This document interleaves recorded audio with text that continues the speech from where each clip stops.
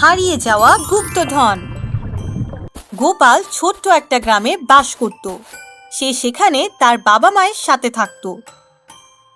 সে পড়াশোনায় অনেক ভালো ছিল এবং তার নতুন নতুন জিনিস আবিষ্কার করতে অনেক ভালো লাগতো। সে মাঝে মাঝেই তার ঘরের পুরনো জিনিস দিয়ে নতুন নতুন জিনিস বানিয়ে ফেলত। সেই স্কুলের বিজ্ঞান প্রতিযোগিতায় সব সময় প্রথম পুরস্কার পেত, কিন্তু তার এই অভ্যাসের কারণে তার বাবা অনেক রাগ করত। আরে গোপাল বাবা, এসব আবিষ্কার করা বন্ধ করে দাও। তোমার এসব কাজের জন্য আমার কাছে অত টাকা নেই। এমনভাবে পড়াশোনা করো যাতে ভবিষ্যতে কোনো চাকরি পাও। কি বাবা, তুমি তো সবসময় রাগ করো। দেখে নিও, একদিন আমি এমন কিছু আবিষ্কার করব যা দেখে তুমি অনেক খুশি হবে আর অনেক টাকাও পাবো। অবশ্যই এমন হবে। আমার ছেলে কত পরিশ্রম করে, তুমি তো এমনিতেই রাগ করো। আজকাল বাচ্চারা অনেক বুদ্ধিমান, দেখে নিও ও যা বলছে একদিন করেই দেখাবে। একদিন গোপাল যখন তার স্কুল থেকে ফিরে আসছিল, তখন সে দেখতে পায় গ্রামে পুকুরের পাশে অনেক মানুষ দাঁড়িয়ে আছে। গোপাল কাছে গিয়ে সেখানে সরকারি লোক ও অনেক গাড়ি দেখতে পায় এবং তারা প্রত্নতান্ত্রিক বিভাগ থেকে এসেছে। তারা এখানে পুকুরের নিচে থাকা পুরনো দালানের ব্যাপারে খোঁজাখুঁজি করতে এসেছে। সবাই বলে সেটাতে নাকি অনেক গুপ্তধন লুকিয়ে আছে। গোপাল বাড়িতে গিয়ে তার মাকে এই ব্যাপারে জিজ্ঞেস করে। মা, এটা কি সত্যি যে আমাদের গ্রামে পুকুরের নিচে পুরনো দালানের গুপ্তধন লুকানো আছে? হ্যাঁ বাবা, আমিও বড়দের থেকে এমনটাই শুনেছি, কিন্তু কখনো দেখিনি। মা, তুমি দেখে নিও, এই গুপ্তধন একদিন আমিই খুঁজে বের করব। এই কথা শুনে তার বাবা হাসতে হাসতে বলে, যে কাজ এত বড় বড় অফিসার করতে পারলো না, সেই কাজ তুমিই করবে? আচ্ছা, চেষ্টা করে দেখো। গোপাল অনেক চেষ্টা করে গুপ্তধন খোঁজার অন্য কোনো উপায় বের করতে থাকে এবং একদিন সে এমন একটা মেশিন বানিয়ে ফেলে যেটা পানি এবং মাটির নিচে লুকিয়ে থাকা গুপ্তধনের সন্ধান দিতে পারে। সে তার মেশিন নিয়ে পুকুরের আশেপাশে খুঁজতে শুরু করে। তখনই এক স্থানে গিয়ে তার মেশিন শব্দ শুরু করে। তার মেশিনের শব্দ শুনে সে খুশি হয়ে বাড়িতে ফিরে আসে এবং সে সব কথা তার মাকে খুলে বলে। তার মা গোপালকে নিয়ে গ্রামের প্রধানের কাছে যায়। তাদের কথা শুনে গ্রামের প্রধান বলে, বাবা গোপাল, তোমার এই কথা সত্যি হলে তো আমাদের গ্রামের ভাগ্যই পাল্টে যাবে।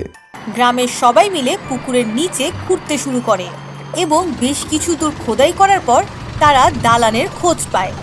গুপ্তধন আর দালান খুঁজে পাওয়ার পর গ্রামের প্রত্নতন্ত্র বিভাগের লোককে খবর দেয়া হয়। সরকার দালান থেকে পাওয়া গুপ্তধন নিয়ে নেয়, কিন্তু তারা গ্রামের উন্নয়নের জন্য অনেক টাকাও দেয় এবং এর সাথে গোপাল আর তার পরিবারকে অনেক পুরস্কার দেয়া হয়।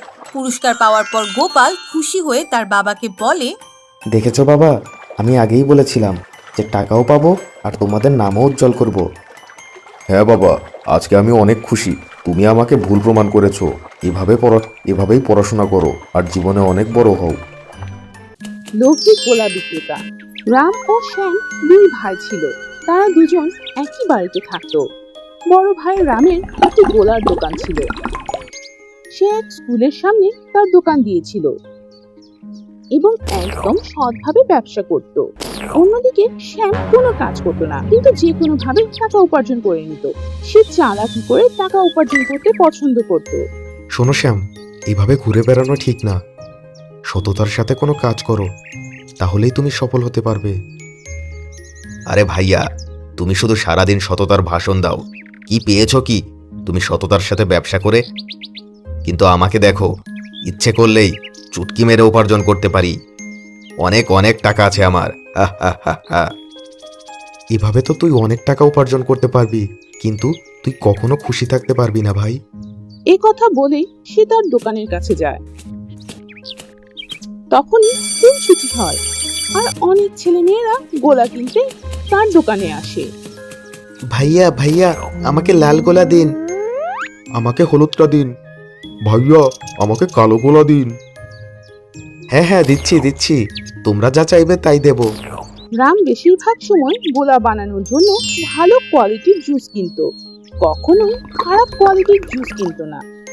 তাই তার গোলা অনেক স্বাস্থ্যকর ছিল। কিন্তু একদিন হঠাৎ তার কাছে একটি কল আসে। তার মা অনেক অসুস্থ ছিল, তাই সে সব কাজ তার ছোট ভাইকে দিয়ে গ্রামে যাওয়ার কথা ভাবে। শ্যাম শোন, মা একটু অসুস্থ হয়ে পড়েছে, তাই আমি গ্রামে যাচ্ছি। তুই আমার দোকান দেখিস, নয়তো আবার ব্যবসা বন্ধ হয়ে যাবে। আর হ্যাঁ, আরেকটা কথা, যদি গোলার জুস শেষ হয়ে যায় তাহলে সব সময় ভালো কোয়ালিটির জুস কিনবি। মার্কেটে অনেক কম দামি জিনিসও পাওয়া যায়, কিন্তু সেগুলোতে কেমিক্যাল থাকে, এতে বাচ্চারাও অসুস্থ হয়ে যেতে পারে। ঠিক আছে? আরে আচ্ছা ভাই, তুমি মায়ের খেয়াল রেখো, আমি দোকান সামলে নেব। এভাবেই শ্যাম দোকান চালাতে থাকে। কিন্তু যখন জুস শেষ হয়ে যায়, সে বাজারে গিয়ে কম দামি জুস কিনে আনে। আরে কম দামে জুস কিনলেই তো আমার অনেক লাভ হবে। আমার ভাই একদম বোকা। এ কথা ভেবে সে কেমিক্যাল মিশ্রিত জুস কম দামে নিয়ে আসে এবং সেগুলো দিয়ে দোকানে গোলা বিক্রি করতে শুরু করে। অনেক বাচ্চা এসে গোলা খেতে থাকে, কিন্তু পরদিন কেউ আসে না। যখন স্কুল ছুটি হয় তখন একটি মেয়ে আসে এবং শ্যাম তাকে জিজ্ঞেস করে, এই মেয়ে, তোমার বন্ধুরা কোথায়? কাউকে দেখতে পাচ্ছি না কেন? গতকাল যারা আপনার থেকে গোলা খেয়েছিল সবাই অসুস্থ হয়ে পড়েছে, সবাই হাসপাতালে ভর্তি হয়েছে, সবাই এখন আপনার উপর অনেক রাগ করেছে। তখন স্কুলের প্রিন্সিপাল এবং কিছু লোক এসে শ্যামকে কেমিক্যাল মিশানো গোলা খাওয়ানোর জন্য অনেক মারধর করে। এরপর শ্যাম ভুল বুঝতে পেরে ক্ষমা চায়। এভাবেই লোভী ব্যবসায়ী শ্যাম উচিত শিক্ষা পায়।